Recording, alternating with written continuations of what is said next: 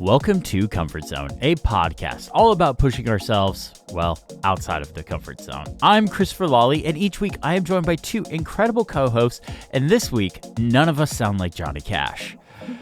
As always, I am joined by Matt Birchler. Matt, how are you doing? Hello. I am not sounding like Johnny Cash, but I am reporting from a slightly different location in the office today. Yeah, your angle is off, and it's frightening to me. I don't know. I'm like, is this truly Matt Birchler? You'll have to find out. Tune in to find out. As always, we're also joined by Niléane. Niléane, how are you doing? I'm doing well. And every week, as we move into the summer, it's more and more daytime for me. So right now it's bright daylight on my face. It's going to get dimmer as we go. And maybe you have if Chris cannot catch it in the edit, you can hear some construction work, like it's buzzing outside. Great, lively, very lively. That's just ambiance. That's just the life of the area. Yeah. Yeah, we kind of have a weird recording schedule because you are towards like the end of your day. Yes. I am at it's 8 a.m. here. We have like a very narrow window of like, okay, reasonable recording time for the three of us. Yeah, it's 4 p.m. for me. All right. Well, we have a few tiny topics, and Matt, you actually came up with a new idea for the show that we were all pretty excited about. You wanna explain it to everyone? Yeah. So, basically, we want to hear from you guys. Every week, we do things. We have fun. We do challenges. Chris asks us an sometimes very challenging question at the end of the show, and we're kind of interested in what you guys are doing. How would you do the challenge? How it's always a wild card what you ask at the end. It's sometimes tech, it's sometimes life. It's always something interesting. So we'd like to hear from you, and we'd kind of want to share what the Comfort Zone audience is doing. Like, can you do the challenge better than us? You can do it better than me, as the worst challenger, I think, mathematically. But can you beat Niléane? I mean, you issue challenges, and then you don't even follow your own rules. So, yeah. I mean, you kind of bring it on yourself. I do. This is a spoiler for next week when I issue the challenge. I don't even know if you guys will accept this as a challenge. Anyway, that's not the point. I'm so looking forward to that. But yeah, we want to hear from you guys. So I think we're going to work on in the future getting a way for you to like email or like fill out a form to give us feedback. But we're on Mastodon, we're on Blue Sky, so you can just mention us there, and we'll try to call some people out next week. Yeah, you can mention the show, or you can mention us, but ultimately we will have like a form or an email address that you guys can all send stuff to, because we know not everyone is on Mastodon, we know not everyone is on Blue Sky, because everything's fragmented. So yeah, but I'm excited for this because we want to hear from you all. We want to hear, like, did you do the challenge along with us? I mean, we give you a heads up about what the challenge is going to be the week before. So, yeah, I'm excited about this because I want to hear some wacky stuff. I want to hear people get weird with what we do. Yeah, we have passionate listeners too, so I think they could inspire us to even do it even better. Yeah. So next up in the tiny topics, I tried the Metallica concert in Vision Pro, the whatever that thing is. It's amazing. I know I'm a week late with this, but like I mentioned last episode, I had a cold, so I didn't try it until after I was feeling a little bit better. That was amazing and so surreal. Like, there's this moment where the camera is pushing into the crowd, and I'm like, no. I don't like this one bit. Pull back, and luckily it cuts. But it was really good. I was a little disappointed there was no Master of Puppets. I mean, come on. But there was Enter Sandman, so that was pretty good. But yeah, Metallica. Apple picked an actual band that makes music to partner with, and didn't do like Coldplay or Daft Punk or something like that. Oh my God. We just asked people for feedback, and now you've ruined it. No comment. They'll agree with me. I watched the thing as well. I am not a Metallica fan. I'm not, I guess, anti-Metallica. But I'm just. Well, that makes sense. You like Coldplay. It's not my type of music. But it was freaking awesome. It was really, really great. It was really well made, and the sicko in me. So ever since they've started doing these spatial videos, I am always spending about 20% of my brain power while we're watching them trying to figure out where the cameras are. And I want to get a sneak peek of the cameras. And this one, they're just all over the place, right? Because it's a live concert. Like there's like one just sitting on a tripod next to the drummer. And I'm just like, Lars, oh, look at that lens. Okay, now I see what they're doing. Yeah. But it was spectacular. I really think, I mean, this is the reason I still have my Vision Pro, right? Is every few months there's something like this that's like, oh, that's really, really cool. So I am a little worried that all the cool things are just video and not any like computery things or any games or anything. But like, you know, iPad's gotten quite a ways with a lot of people using it just for media. So maybe if a lot of people use this for just for media, it'd be okay. But hopefully cheaper soon. Did you just tell me you can't get real work done on an iPad? I did not say those words. Because I would almost agree with you right now. What? Did I just say that? No. But no, I completely agree. This is the kind of thing that the Vision Pro shines for. Yeah. It's a shame that it's so expensive and more people don't get to try it. That's why there's not going to be like a full feature-length thing until, the price comes down to make it. Because like the whole time I was watching this, I was like, okay, I know it's like 4 songs. And then there's like a little bit of like kind of like an interview voiceover thing in between them from each member of the band. And I was like, that's cool, but I would really love to see the whole concert. But could you imagine how much data that would be like, and how much of an intense machine you would need in order to be able to edit all that? Like I want a behind the scenes of how these are made. Yeah. I'm so curious. I really want to know how these are made. And I will say the last thing I have to say on this is without a doubt the best spatial video I've seen. Oh yeah, 100%. By a mile, I would say. I think the documentary stuff is kind of cool, and I guess it's technically a documentary by definition. But like, this was energetic. I think even if this was just on a traditional video format on YouTube or whatever, it would be great. So I was really impressed. And Metallica's always been a band that's kind of does this sort of stuff. They have a documentary about I forget the name of the album, but it was a really interesting time because it was when they fired their original bassist, or the bassist that was with them a long time. The lead singer went into rehab, and they hired a new bassist, and they were putting out an album. It was just like a really interesting time. They have a documentary on that. And then they have another concert video that they did years and years and years ago when IMAX was becoming a thing. And like they made like this whole like IMAX movie out of it that was really cool. And that was a full concert. So Metallica's always kind of done stuff like this, and it was cool to see this in Vision Pro because I do like Metallica. Never heard of it. Okay. Niléane, it looks like you put a couple of things in the Tiny Topics. What's going on with you?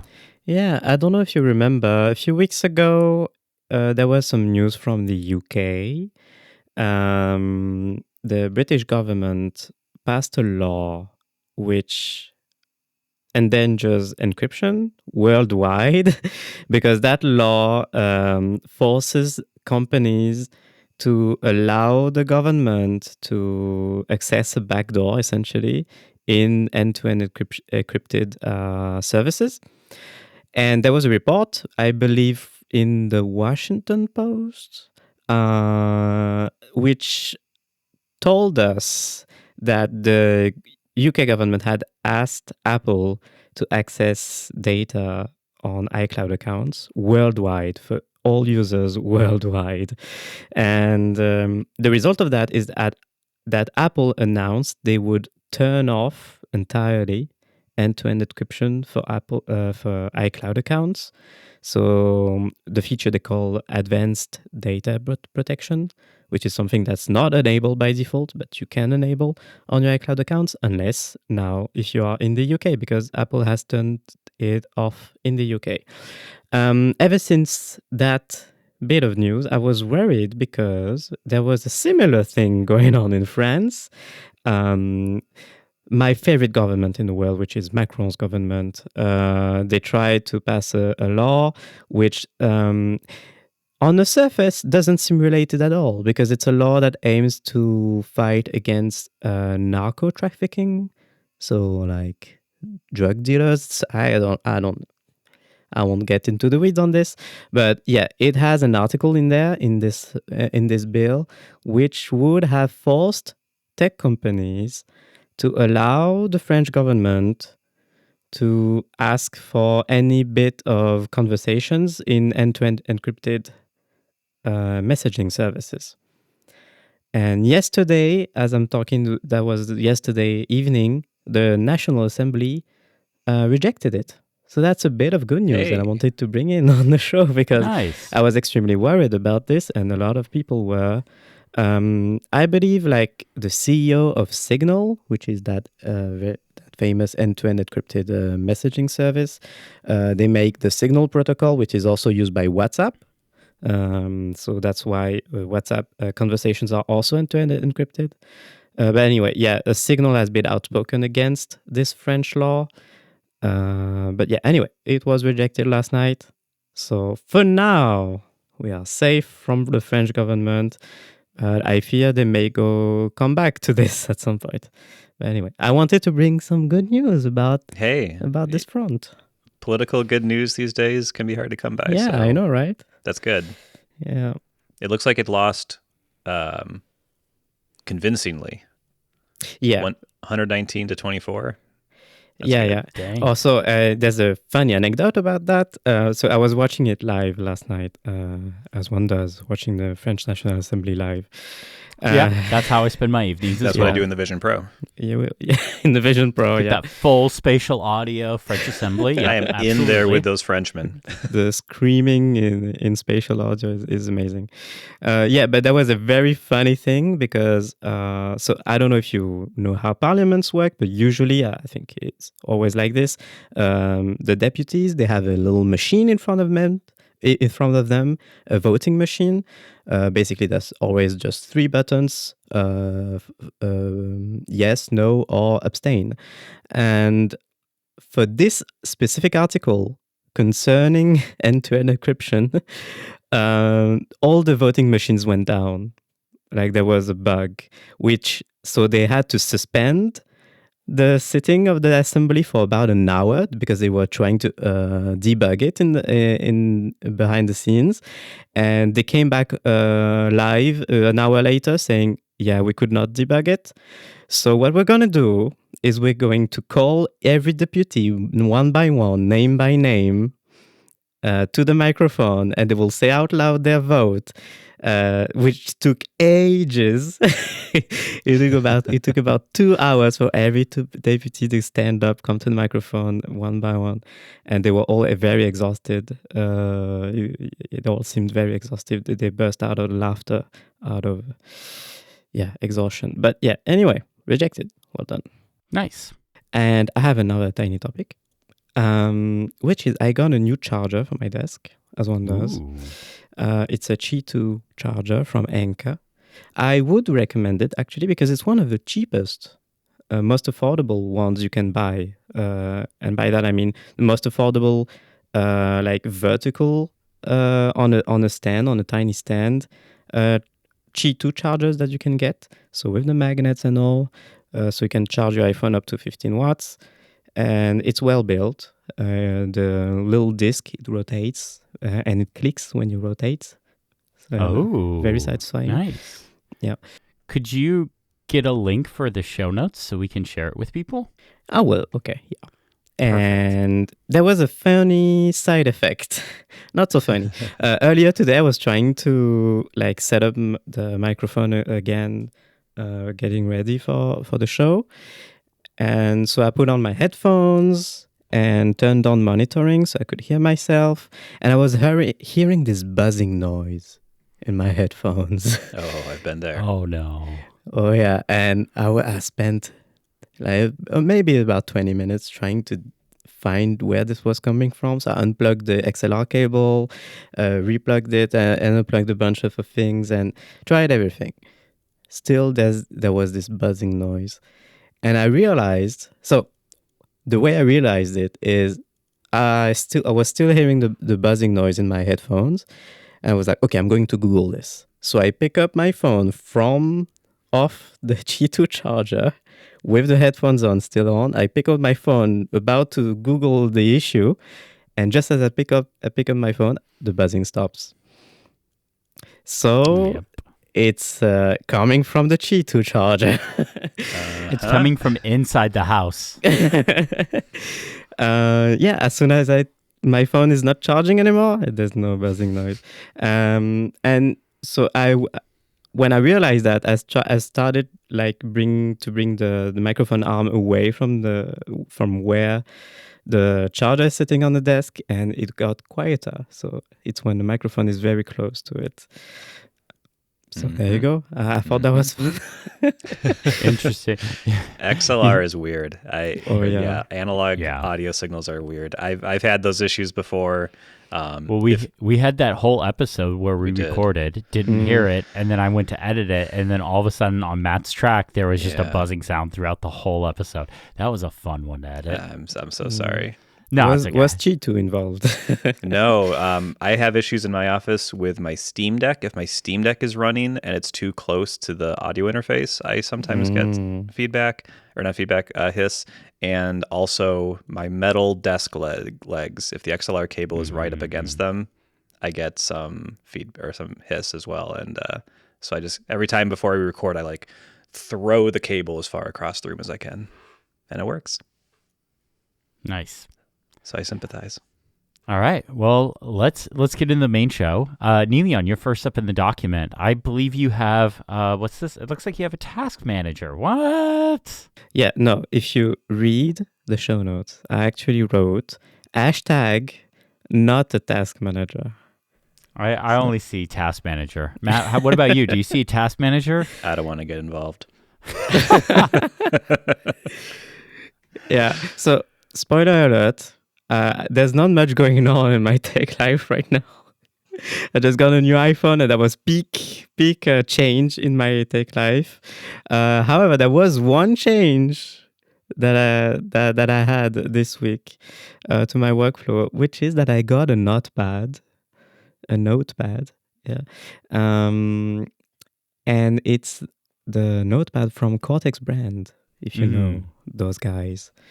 The notepad is called the Sidekick notepad. So it's, if you've never seen it, it's a horizontal notepad, which was designed so that you can have it on your desk, below or above your desk, your keyboard, which I believe is what is the intended purpose of this notepad. So I will not review a notepad. Like it's a notepad. It's actually well made. The paper it's not some frail paper. It seems high quality. And the layout on the notepad, I've got the basic one. The first one they released, which has it's a layout where on each page, on the right side of the pages, you have a to-do list where you can fill in with tasks. And on the left side, it's a dotted grid. So you can do whatever you want on there. I've been using this this week for a few days now, because I'm at a stage right now where I'm drowning in notes that are scattered. And by scattered, I mean they are scattered across apps, because I keep trying to put them in places, and it's gone terribly. I have notes in sticky notes, in stickies on macOS. So yeah, that's a nightmare. When I click the stickies app in my dock, my screen has a bunch of sticky notes on it, and it's become terrible. Bunch of those sticky notes are outdated, not needed anymore, but are still there. I have notes in Apple Notes. Sometimes I'm just in a meeting and somebody says something that I need to write down, and I panic. I'm like, what? Okay, I need to write something down. I don't know what to do. You launch Raycast, but you don't know what to launch. Yeah, exactly. I mean, Raycast does have a note function. Yeah, I've tried it. I think it's too fiddly for me. It's very limited, but I know that's the purpose of it. Yeah, And I like something limited. I like something very simple where I can just open it and start writing things down. I even have some notes in Telegram, because I don't know if you know, in Telegram you can send messages to yourself. I do this a lot. I send things. So you have a conversation that's called saved messages, but it's actually just sending messages to yourself. My partner does this as well. They have a bunch of to-dos in Telegram of all places. I know some people do this in iMessage, send things to themselves to save things. I've never been one of those people. I never quite got that, but if it works, it works. Yeah, well, for me, it doesn't really work. Anyway, so the Sidekick Notepad, I'm trying this because, maybe it's a good thing to have something permanent in front of me that I can just start jotting things down on it. And it's very chaotic and I cannot show it. So I've sent you a picture of the way I've placed it on my desk a few days ago in our group chat. Basically, I'm using it as intended, just above my keyboard. And so between my main monitor and my keyboard. And right now I'm using 3 pages. So I flip them over. I don't, you can detach pages in this notepad. I keep them in because otherwise I know I will lose those pages if they're not in there. And I have 3 pages, each for a specific type of work. And I've picked up a bunch of highlighters, like colored highlighters, and I've tried to build in my head a color coding system where I highlight things in a certain color depending on what they relate to. And so far, it's like these past few days, it's been useful. Because for each project, I've just written a bunch of things down that were scattered in apps on my Mac. And now they're just in front of me. That's useful. And I've color coded them. For example, I'm using a green highlighter. I'm showing it on camera. A green highlighter for things that are done. I'm using a pink one for things that are in progress. A yellow one just to highlight things that are important or need to be prioritized. And a purple one, which is random things. Like this has no purpose, but I use it sometimes. Don't ask me how. And I cannot really show you pictures because a lot of this stuff is confidential on this notepad and cannot be leaked. Maybe I've been wondering, next time I have an article about my desk setup and this is still there, I will need to create a fake page in this notepad that's just pretty with just a lorem ipsum text placeholder just for the pictures. But anyway, so that's not a task management system, okay? It's a notepad where things are written down and tagged with a side panel that's literally, a single line with a circle next to it so you can mark things as completed. Exactly, yeah. I'm just saying that's there.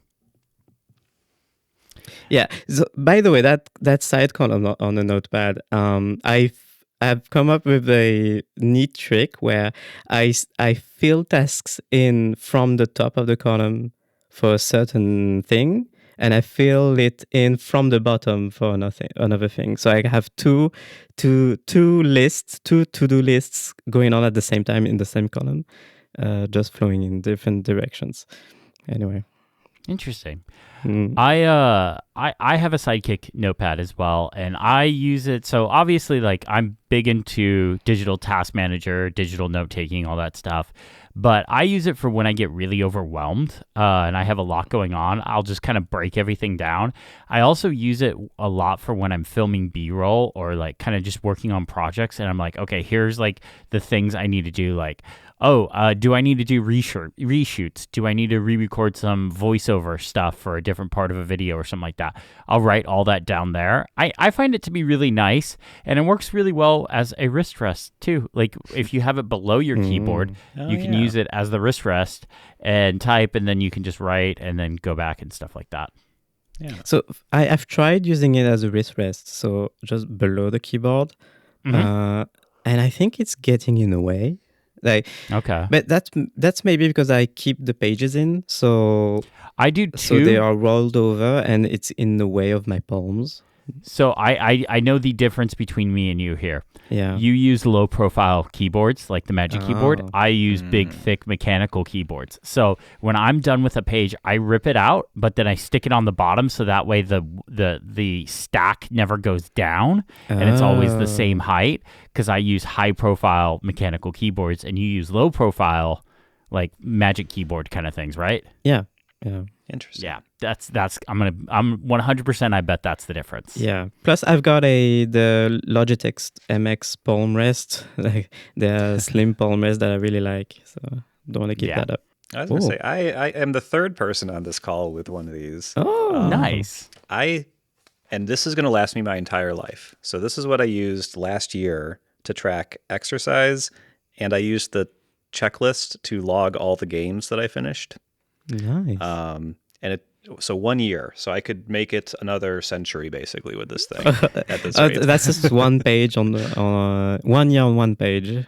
Yes. Okay. Yeah. So it is nice. I will be very excited to hear how this not a task management system evolves for you, if you still find it useful, because like the first few weeks are always exciting with the new not a system. I really want to hear from you in like a month or so about like, are you still using this or something like that? I can see it happening that when things start coming down, because right now I've got a lot of things going on at the same time. But maybe once things start coming down, I will just go back to not caring about writing things down and having a system at all. Not having a system at all. Double negatives. Anyway, that's it. It's a good notepad if you want a notepad recommendation. Nice. And I know they're doing like a few different variants of it too. So like I think they're doing one that's like just a full notepad, and then they have one that's like breaks down your week and stuff like that. So yeah, they have one version where it's more for people who want 1 page per week. So you have all the 7 days on one page, and there's one that's more like daily notes, because they've got a section on each page that's daily priorities and several to-do lists. Yeah, for me, I just like the original one. I'm on my third one. I bought one when they originally launched, and then I don't, it's not something I use every day. It's not even something I use every week, but it's when I do need to use it, it's really handy just to have it open and just kind of like a lot of times I'll take notes while I'm editing something, or even like if I'm having a video call or something like that, and I'll just write handwritten notes while I do the video call, a meeting or whatever, and then like afterwards, if I need to put something in Obsidian, I will do that. I did want to mention, so you talked a little bit earlier about like if you were in a meeting and somebody said something, you needed to write it down. You had that moment of panic of like, where do I go with this? Like, what do I do with this? This is why I have my quick note folder in Obsidian and my Capture Cut shortcut, that I literally, like, if I have a moment like that of like, oh, I need to write this down. This is an important thing. I need to write this down, but I don't know exactly where it needs to go. It just goes there. That folder is exactly what that's for. So everything kind of gets dumped in there, and then I can go back through it later on when I can think about it a little more clearly. Yeah. I don't know if you remember, but when I first started talking on this show about why I'm struggling with task managers in general, is because when I write something down, I forget about it. Like, it's out of my mind. I think the thing with this notepad is that I can keep it there. It's always in front of me. So it's always in my field of view. Whereas if I insert it in an app and that app is closed or behind other windows, yeah, it's out of my mind. I will never think about it again. That makes sense. That makes a lot of sense. Yeah. All right. Well, anything else on that before we move on? That's it. All right. Well, I'm next up in the document, and I'm really excited what I have for you both today, or for everyone today, really. This right here is the terminal, or terminal. I don't know. They don't use any vowels. They go classic. Terminal. So this right here is a e-ink display tablet that all it does is connect to Wi-Fi and display one single bitmap image, and it refreshes, well, on whatever interval you set. Mine's set up to refresh every hour. This thing, I love this thing. I love this so much. I'm so excited about this. Have you guys seen this before? Yes. I know a few people have been talking about them.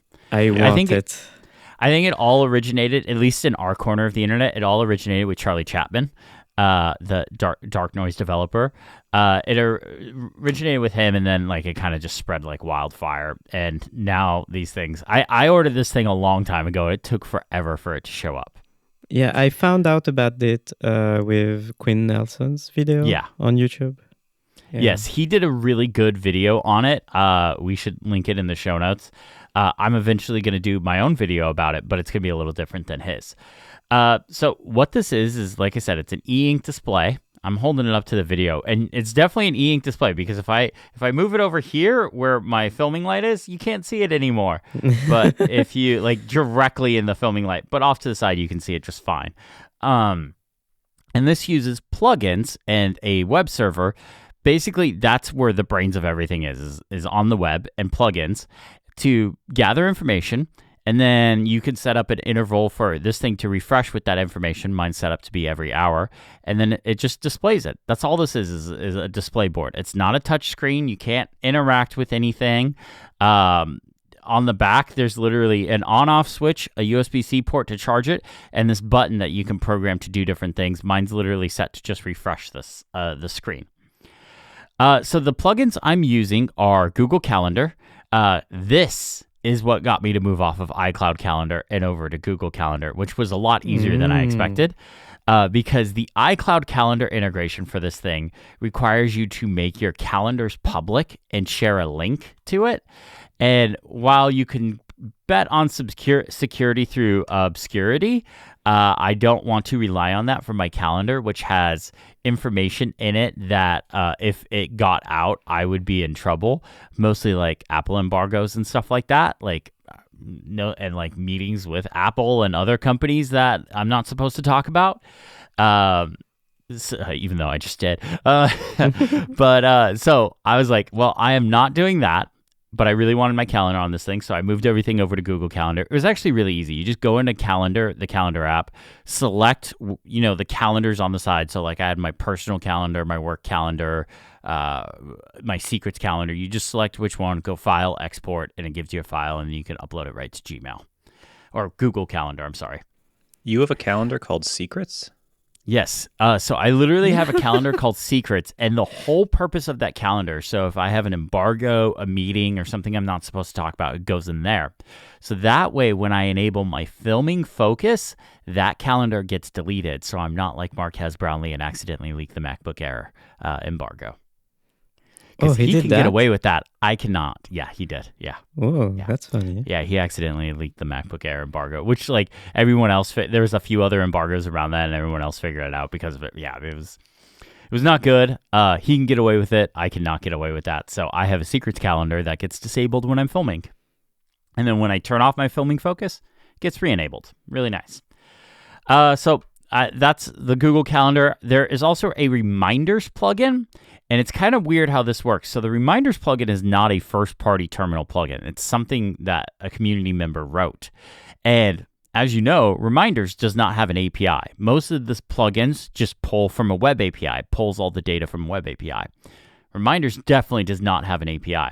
So the way this plugin works is it actually works in pair with a shortcut. So you download the shortcut.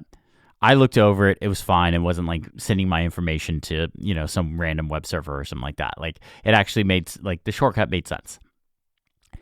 So this shortcut you set up as a timed automation to run, a little after midnight, and it sends off, like what you have, what's in reminders for the day, what's overdue, and what's upcoming to Terminal.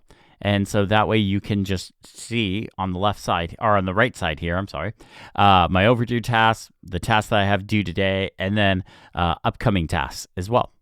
So that's pretty cool. And then over here on the bottom left corner, this gets swapped out with another plugin as well. So right here, this is the Days Until plugin. So this is counting down the days until our Disneyland trip at the end of next month, which I'm really excited about.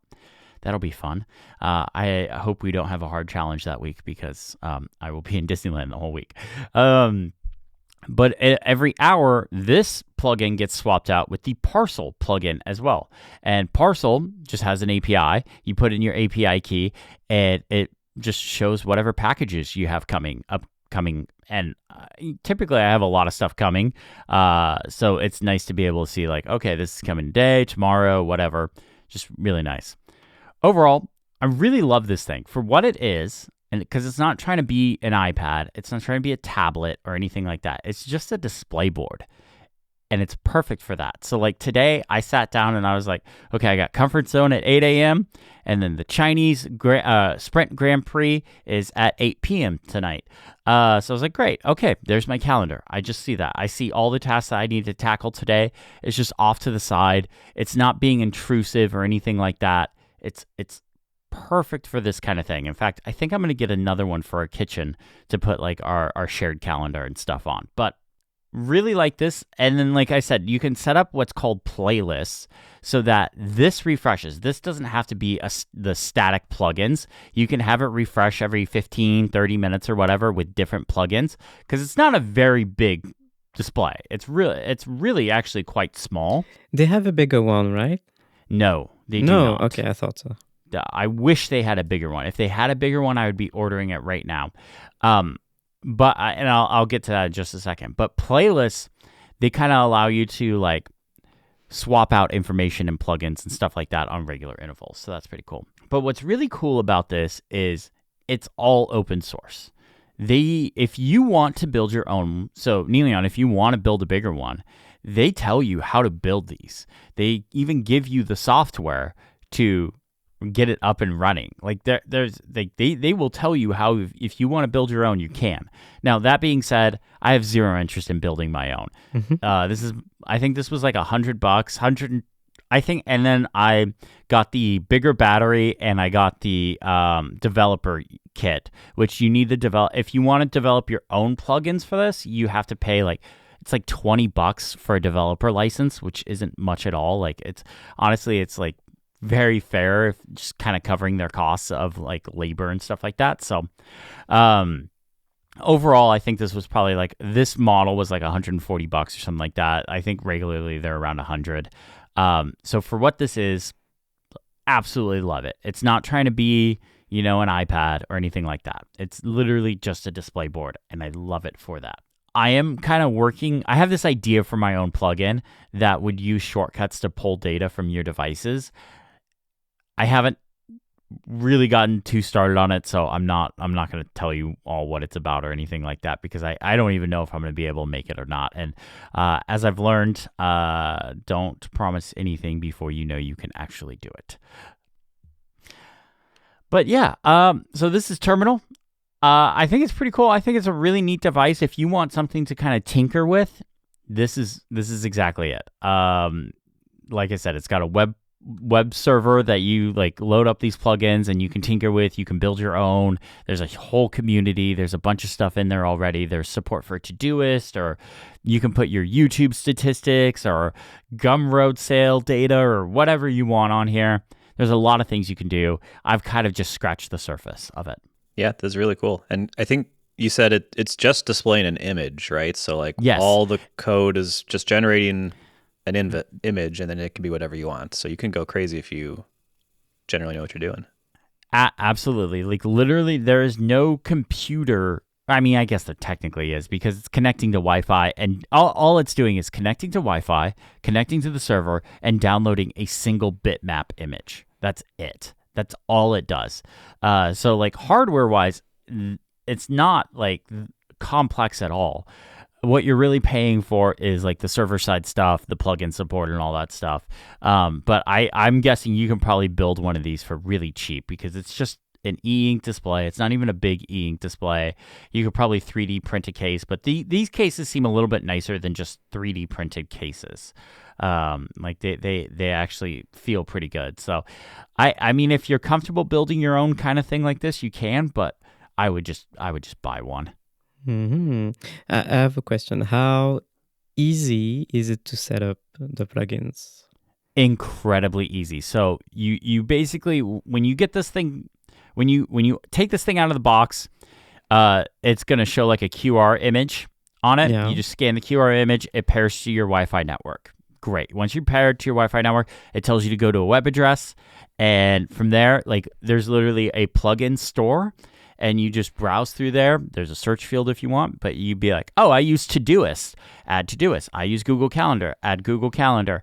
I don't know. There's so many things in there. There's so many different options.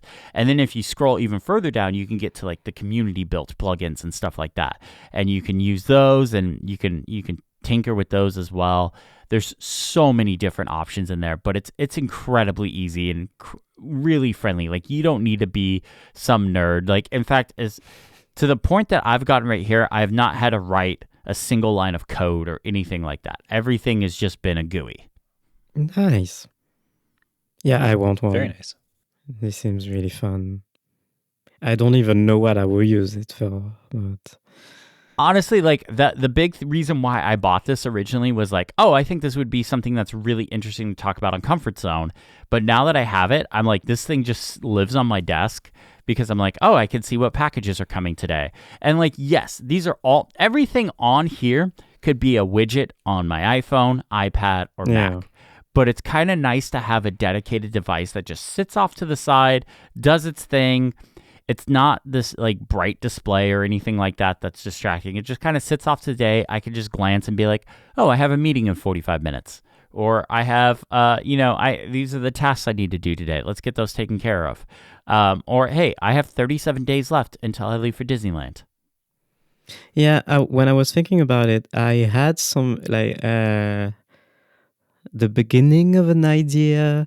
Maybe we at our place, maybe we could have it on the entrance, like on the door, on the front door, so that maybe for grocery lists for my partner and I. So maybe it displays a shared grocery list that we can contribute to whenever in the day. And when one of us is about to go outside, because it's on the door, we can just always see, hey, if I can go outside and I can have and there's the list in front of me, I can just pick this up when I'm at it. I mean, I was thinking about this, yeah. And it's not just all like productivity plugins too. Like there's a plugin for office quotes. Like, yeah, like there's a bunch of like different things that you could do to have fun with this. I could totally see this being the thing that like I buy a few of these and just put them around the house to have fun with and just like leave messages for Danielle or something like that. Like it's just like it's a silly thing. And the nice thing is it comes with this stand, but there's also a little triangle back here so you can put a nail in the wall and just hang it from it as well. So yeah. Yeah, you could just display a clock which refreshes every hour. That's the funny thing is there's a clock plugin, and it's like an old school like mechanical clock kind of thing, like a wheel clock. And I'm just like, why? Because if you have it refresh every minute, the battery life on this thing's gonna die. So if you don't have it refresh every minute, the time's not going to be accurate. So I'm like, what? I don't quite get that plugin. But that's a thing, right? There's a type of clocks that I'm really into. I used to be really into, which picture a classic clock with the hands, but instead of 12 hours, it's 24 hours. So it's a 24-hour clock. Okay. And it's just one hand, the hour hand. So you can only read which hour is it currently on the clock. That would drive me nuts. That would absolutely drive me. But it's meant to be fuzzy like this. So you only know, hey, okay. Right now it's 2 something. Okay, so that would be exactly what that kind of plugin is for. Interesting. Video viewers might have just seen this thing flash. That was it refreshing. That flash was this refreshing. Now it's showing my parcel deliveries in the bottom left corner. I actually have no deliveries on parcel right now. That might honestly be a first. Normally I always have something coming here, but yeah, it's I love this thing. I think it's a brilliant device. I love this kind of open source tinkering thing. I've just been having a lot of fun playing around with it. Yeah, like if you like this kind of thing, this is like, if you like fiddling with stuff, this is going to be totally up your alley. That's cool. I like that both of you brought things that were like, what if I didn't have to look at my computer to see things? It's exactly the same thing. That's true. That's very true. And to be fair, like, this isn't like me trying to be like, I don't want a task manager on my computer, or don't show me my calendar on my computer. I still have that open, but this just kind of sits to the side. So while I'm working in Obsidian, because like I've talked about, I like a very focused workspace. So if I'm writing in Obsidian, I don't have anything else open, and maybe a web browser if I'm doing research, but typically if I'm writing in Obsidian, I just have Obsidian open. If I'm editing in Final Cut or Lightroom or Photoshop, I just have those apps open, and I've been using Spaces and even full screen apps to kind of help me with that. So I don't want my calendar open to the side all the time. I tried. So after our challenge last week, when I was like, oh yeah, I totally forgot widgets on the Mac were a thing, I actually tried them for about a day. I hated them. They were terrible. Oh no. But it was just because they were there. They were always there. And I was just like, I don't like this. Which is funny because I have widgets on my iPad home screen. I don't know why it's different. I just didn't like it on the Mac. Maybe I need to spend some more time using it. It's because you can see them below the windows, right?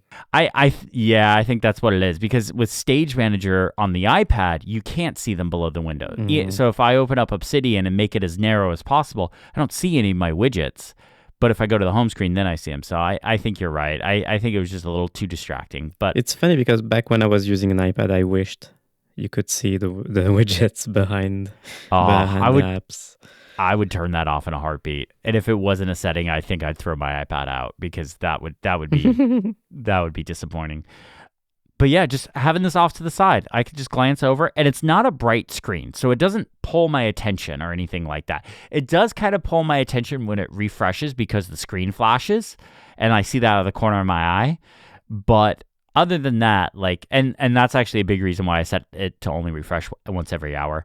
But other than that, like, it just sits off to the side. And because I had set it to refresh only once an hour, this thing lasts 360 days. The battery life is supposed to last 360 days according to GUI, because it refreshes once every hour. That's wild. Take that, iPad. Yeah, right. My iPad doesn't even make it to lunch. But yeah, that is Terminal. I don't think I have anything more on that. I would love a bigger version, like I said. If they ever were to make a bigger version, I would buy it instantly. I don't think I'm interested in building my own. That just seems like a step too far for me. Where I'm like, I don't want to get into that. Like, I got enough like weird hobbies already. Like, building e-ink displays doesn't really seem like something I want to get into. No, absolutely not. I'm sure it would cost you more to make something close to as nice as that too. Especially the casing, because I would have to have like the case 3D printed, and this is much nicer than 3D printed. Or if it is 3D printed, it's a very, very, very, very good job. But yeah. All right. Anything else on that, or should we get into the challenge? Challenge. All right, challenge was Matt's. Yes. So mine was very simple. Find a clever way to use text expansion. Nice. I will win this one. Yeah, I think you probably will. I am not going to win this one, but that's okay. I'm actually okay not winning this one. So I can go first. Okay. I did something that other people I'm sure have done, but I created some email templates, which I've never, ever, ever made before. I've never understood why a normal human would want them. Like, if you're like a business or like on a support team, I get it, but I've never wanted this. Never understood. Every email should be unique. However, there is a certain sort of email that I get on a regular basis. Chris, you actually talked about this last week. Yep. What wallpaper was that in that screenshot you posted or that video that you posted? I try to put a link. I don't always do it. So I'm often Wait. emailing. What? Do you not use a template for your description in your videos? I do, but it's just auto put into YouTube Studio. So it's just there when I put the video in. Buddy. We need to talk. I think my system is great. I have a whole template in Obsidian that like just auto pastes and has all the links to everything from comfort zone to my wallpaper packs. Like it has everything in there because if I miss something, I will get these emails. So yeah. Don't worry, Matt. I don't have a template for my videos. Yeah. But yeah, so I took this as an opportunity to test out a new email app in beta, Notion Mail. And so they have snippets built in, and I decided to use their snippets to create this. I could have done this anywhere. I could have done this in Keyboard Maestro or Raycast or Text Expander or Alfred or any of the options out there. But I was like, these are typically emails, so let me just do an email. And yeah, it's pretty cool. I was able to go in and since it is in my email app, it's able to use some variables. So I was able to like start it off addressing it to the specific person.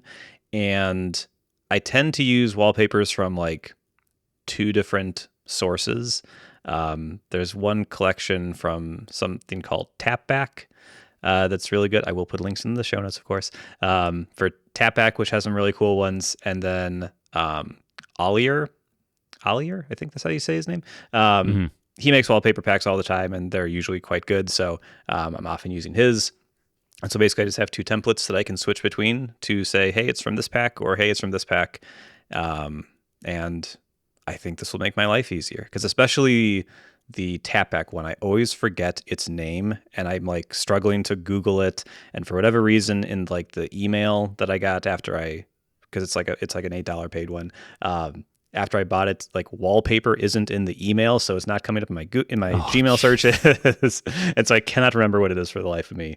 And so now it's in a snippet that I can just put in an email very quickly. I can customize it however I want after that, but I have the link, and it's good. So I'm very happy that I've done this. I should probably get it into just my normal text expansion, so I could do this on like social media as well. But step 1. Nice. So that's it. Nice, I don't think I'm going to win, but it's for me, it was a big step to go to a templated email. Nice. So I have been using text expansion for a while, and I built a shortcut years and years ago when Simon Stovering released an app called Data Jar. And the whole idea of Data Jar was like it's you can just store text, you could store images, all sorts of different things. And I built a shortcut that basically allowed you to just pull up a list of different texts and it would add it to your clipboard. Pretty straightforward, pretty simple. There are some text extension apps for the iPad and iPhone, but I was never really happy with them. And this shortcut just always seemed to work a little bit better than those. But I have been using the Mac more lately. And part of that means I've been using Raycast. So I moved all of my text extensions from Data Jar one by one because the export feature from Data Jar didn't work with the import feature in Raycast. So I had to move them one by one out of Data Jar and into Raycast.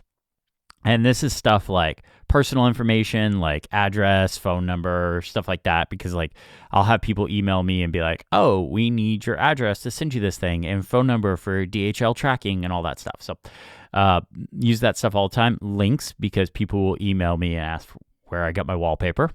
podcast, all sorts of different stuff. So I have all my links in there. I have work information like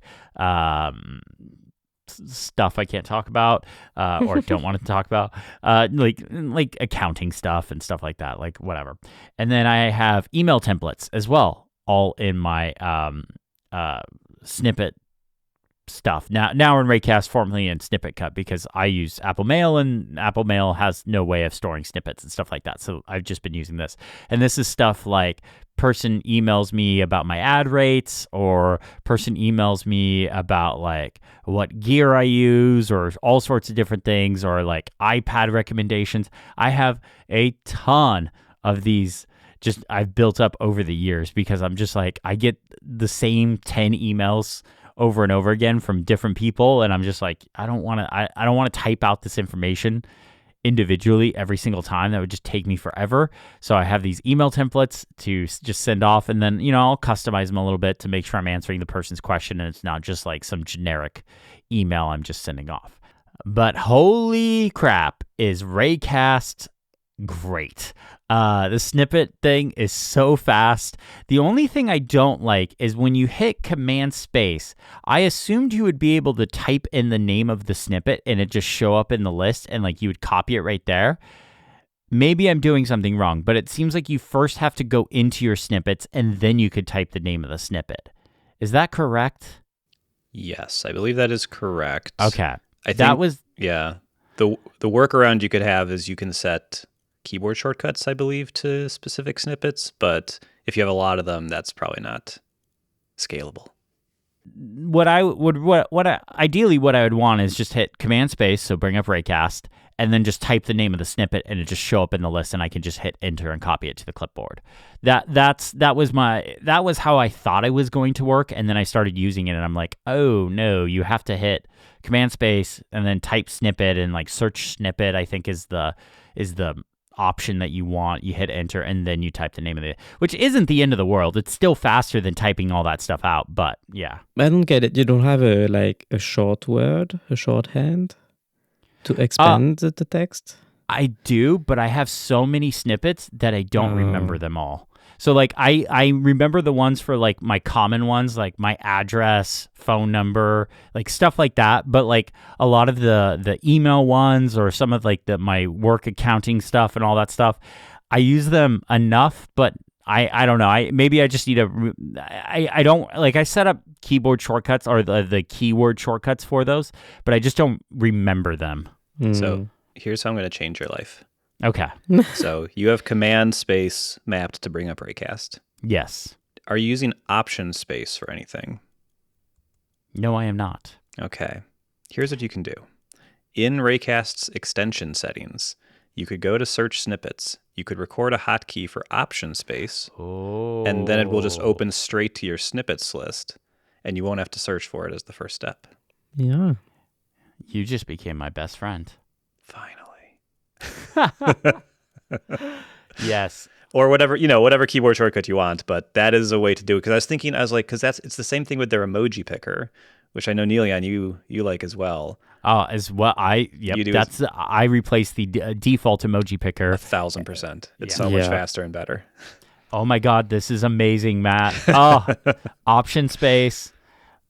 You know what? I'm gonna vote for you in the poll just because you gave me this. Not really. I'm still going to vote for myself. I don't know. I have no idea. We should do a conclave just between us. Oh, yeah, that's the way. I love this. Oh my gosh, this is going to make everything so much faster. Okay, I love you, Matt. Thank you for this. Chris discovers Raycast. Oops. I didn't even think about this, even though I actually have a couple of keyboard shortcuts for a few other things in Raycast. But I'm like, yes, because I have Hyperkey C to bring up my clipboard history. Mm-hmm. Mm-hmm. Mine's on Command-Shift-V. Because Command-V to paste, Command-Shift-V to paste something else. Mm-hmm. Yep. See? Agreed. Logical. Ooh, that actually makes way more sense. Yeah. I make sense sometimes. All right, Niléane, you're also going to be my best friend because of this as well. I'm gonna change my clipboard history one to yours. Yeah, and for the emoji picker, I'm still using the Logitech keyboard, the MX Keys Mini, and it has an emoji key. I've mapped the emoji key to Raycast emoji picker. It's great. I use the default Apple Command Control Spacebar, which I know they have like the globe key and stuff like that, but the globe key doesn't work on third-party keyboards. So I use Command Control Spacebar to for the emoji picker. Yeah. My turn? Yeah, absolutely. Yeah. Okay, so I'm using. I've been using text expansion using with Raycast as well. I used to rely on the built-in thing in macOS and iOS.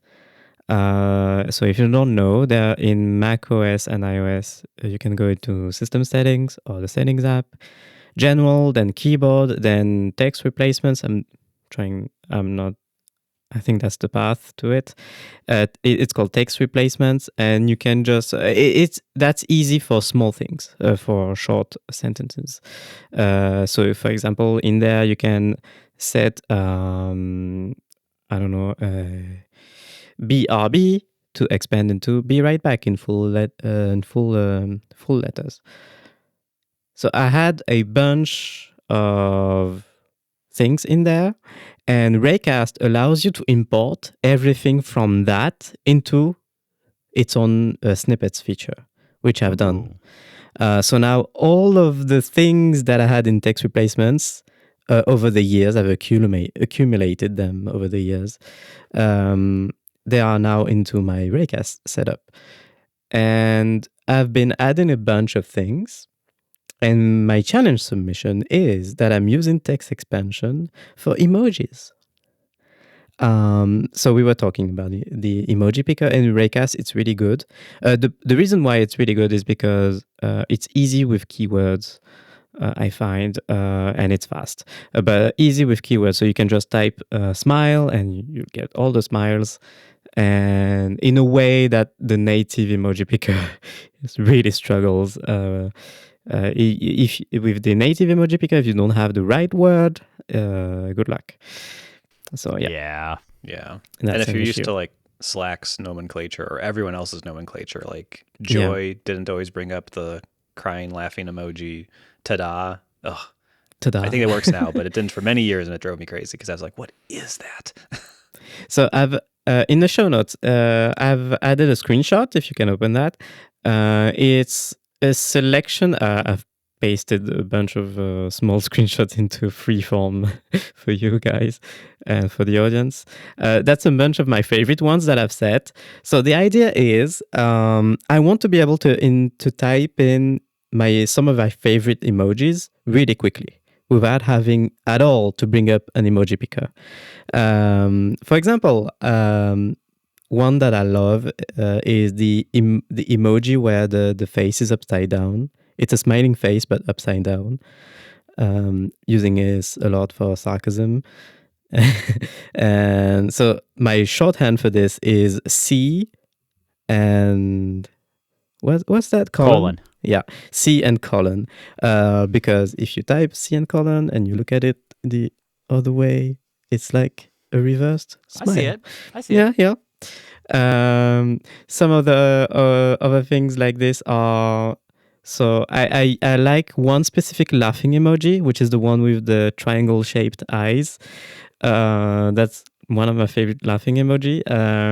So my shortcut for this one is I type lol but with two O's. Because I never type lol with two O's other than that. So that would be psychotic. No, you can't. Yeah.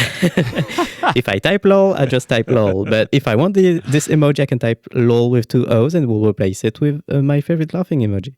And same with two colored hearts. I have a purple heart that I use a lot. So the purple heart, instead of just the left caret, is that called? With the number 3, I can just type in 2 left carets instead of just 1, and that's a purple heart. If I just type 1, and it's the regular red heart. As a bonus, I've also got one thing that I use a lot, especially notes, and on Mastodon when I post on Mastodon, because I like bullet points. Makes things very clear to type in with bullet points. However, you cannot have bullet points everywhere. Some software have support for bullet points, some others don't. In Markdown, you can just type in a star, an asterisk, and it will turn it to a bullet point. But in other apps, you don't always have the bullet point. But there is a Unicode character for the bullet point, if you didn't know. So what I've done is a shortcut for just typing that character in any text field, and my shortcut for that is 3 colons. Nice. I'm gonna steal that from you. I love that idea, because I love a good bullet point. But you're absolutely right. Like certain places like Blue Sky don't support Markdown to rich text conversion. Yeah. So yeah. I don't want to blow your mind again, but at least on the US keyboard, I don't know if it's the same on the French one, but option 8 will also do a bullet point. Oh. With no modifications. Definitely not on the French one. I didn't actually know that. Okay. I think so it's not a French one, so I have a reason to have it. Yeah. And 2 other bonus things. There are 2 words that I often have to type, but that are hard to type. The first one is do you know how to say United States in French? By any chance? Estados Unido. No, that's more. That's closer to Spanish. Spanish. Yeah. Yeah. But it's close. Dumpster fire. You say it at dumpster fire. Yeah, exactly. Exactly. No, United States in French is États-Unis. États-Unis. Yeah, exactly. And so you often have to write États-Unis in life, especially like for me at work. And it's an annoying word to type in French because there are 2 capital letters in there. There's a dash in the middle, and one of the capital letters is an accented capital letters. There's a little accent on top. The first letter, États-Unis. And so that's annoying to type. So I have a shortcut for that, which is the shortcut is États-Unis, but without the dash, all its small caps. And Raycast will automatically turn it in correctly caps, with the correct caps and the accent on top of it. Nice. And similarly, my favorite band is Sigur Rós. I've talked about it many times. Love that band. Often have to recommend it to people. So, but it's a difficult word to type. Similarly, because there are 2 capital letters and there's a vowel, so the O in Rós, in Sigur Rós, the O has an accent as well. That's not an accent that we have in French, so there's no key for that on the French keyboard. So I just have, my shortcut is I just type it without the space in the middle, all in small caps, and it just turns into well-formatted band name, Sigur Rós. So there you go. Nice. And if you look at the screenshot, there's a bunch of other shortcuts for other emojis that I use a lot. I do the same with your name because you have the accent over your E. Yeah. So I just type out Niléane without the accent over the E, and then it auto replaces it. Because on the English keyboard, we don't have the accents over letters. You could hold down the key, and then I think yours is number 2. Yeah. Like it gives you a list of accent, special characters related to that letter that you're holding down, and then the accent over your E, the proper one, I think is number 2. But instead of doing that every single time, I just type your name without the accent, and then it auto replaces it. Yeah. Did you know? Oh my gosh, Matt's coming in with all the tips. If you need an accent over a letter, this works on the iPad and Mac. Hold down Option E. And it'll put the accent mark, and then you type the letter you want the accent over. Oh, interesting. I'm just the keyboard shortcut guy today. You are. That's really again not a thing on the French keyboard.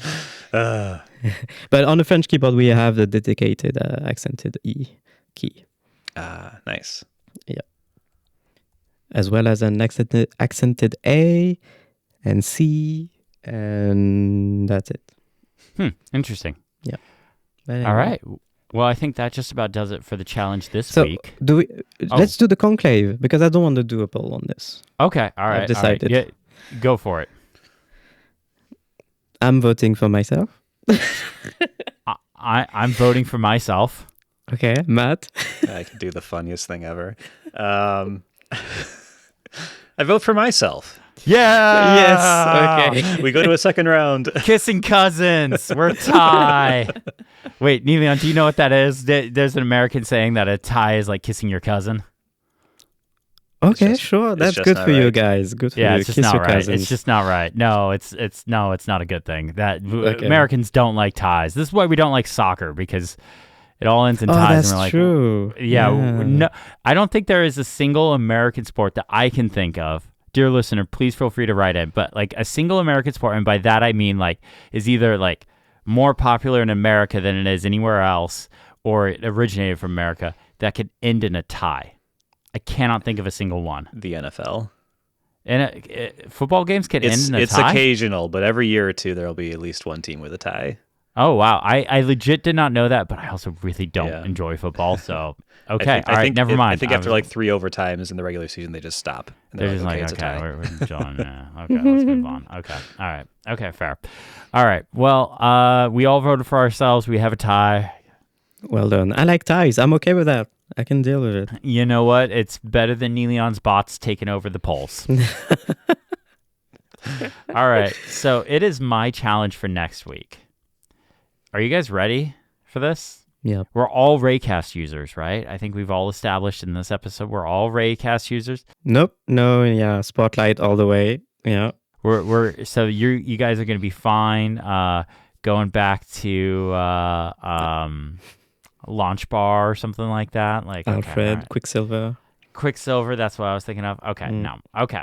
So this week's challenge is I want you to find a new Raycast extension to talk about. That's it. Okay. Nothing too wild.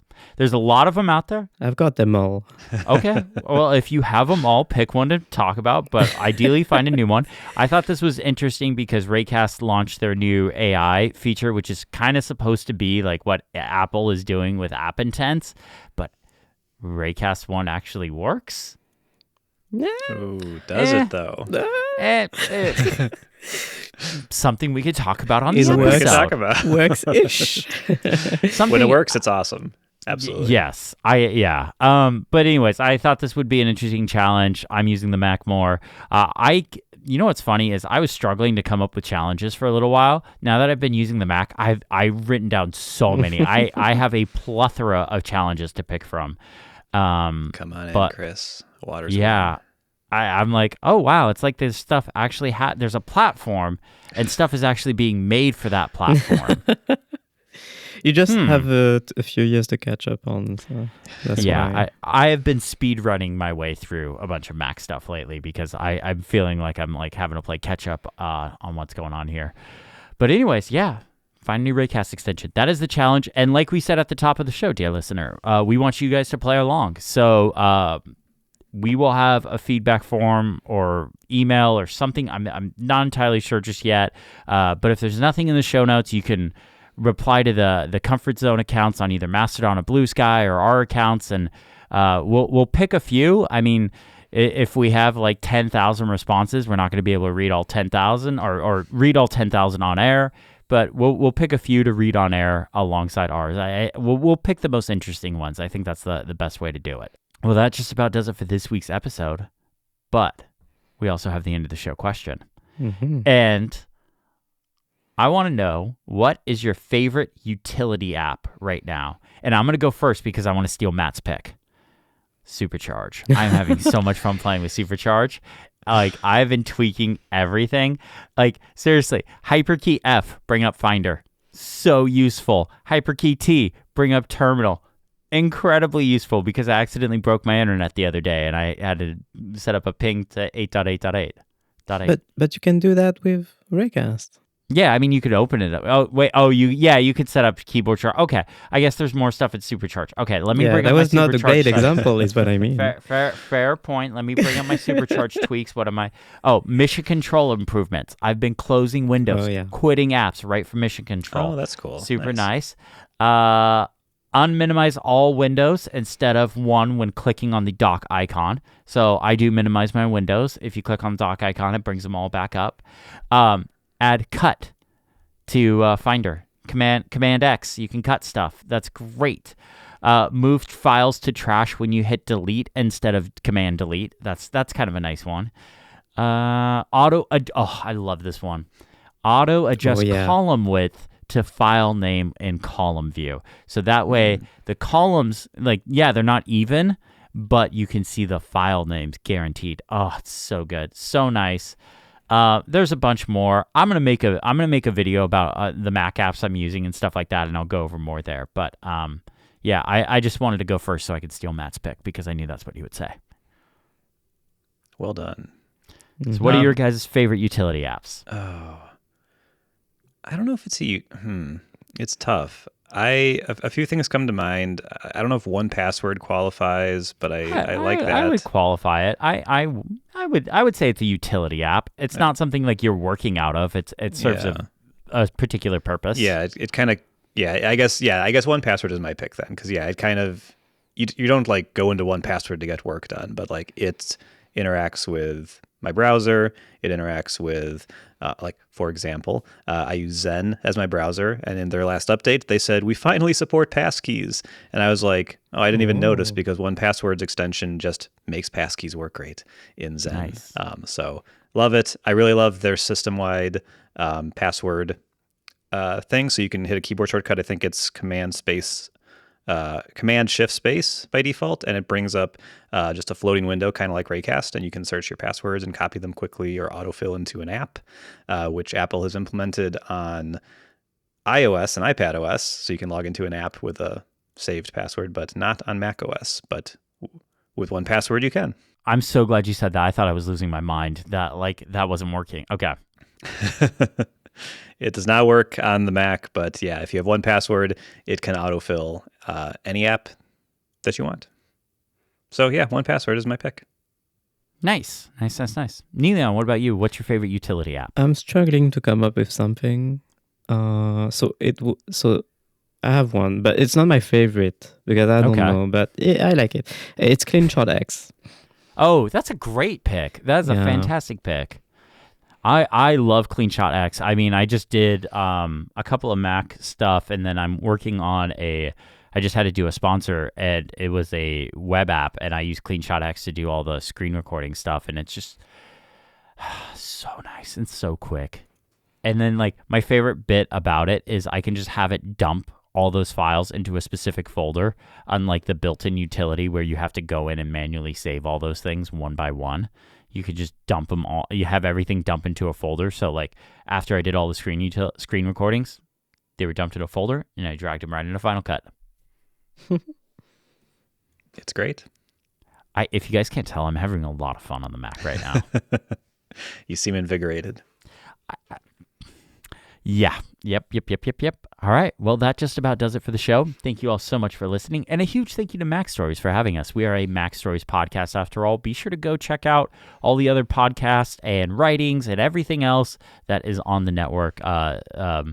There's been a lot of stuff happening. I really enjoyed Federico's article about web apps on the iPad and how they are the sweet solution because as an iPad person, I have definitely been feeling the drought of iPad apps lately.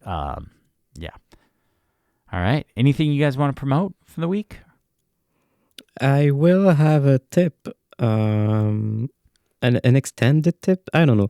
I will write something about Better Touch Tool once again. Ooh. That could have been my favorite utility app. Actually, that's a good pick right there. That's a utility. Or Keyboard Maestro. Yeah, I've never. Yeah, Better Touch Tool. I will have something about how I'm using Better Touch Tool to easily switch between Safari profiles. Ooh, I like that. I've been using Safari profiles heavily lately, and by default, it's too hard to switch between profiles. So I've come up with a trick with Better Touch Tool. I like that. I've been using Safari profiles to jump between my YouTube page, the YouTube Studio page for my channel and the YouTube Studio page for the Mac Stories one. So I'm interested in that. Matt, you got anything you want to promote?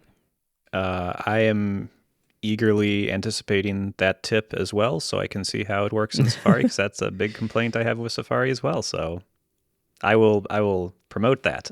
Yeah, me too. All right. Well, thank you all so much for listening. Have a great day. Bye.